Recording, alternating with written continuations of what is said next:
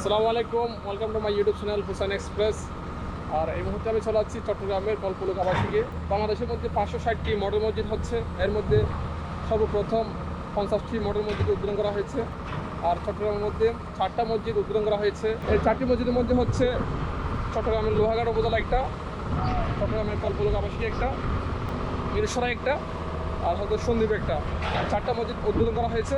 কিন্তু এখানে এসে দেখতে পাচ্ছি এখনও কাজ চলমান আছে, কিন্তু নামাজ পড়ার মতো ভিতরে কিন্তু নামাজ পড়ার মতো পরিবেশ, বাইরে কিন্তু এখনও দোয়া মোছা এবং অন্যান্য যে আনুষঙ্গিক কাজ এগুলো চলমান রয়েছে, দেখতে পাচ্ছেন।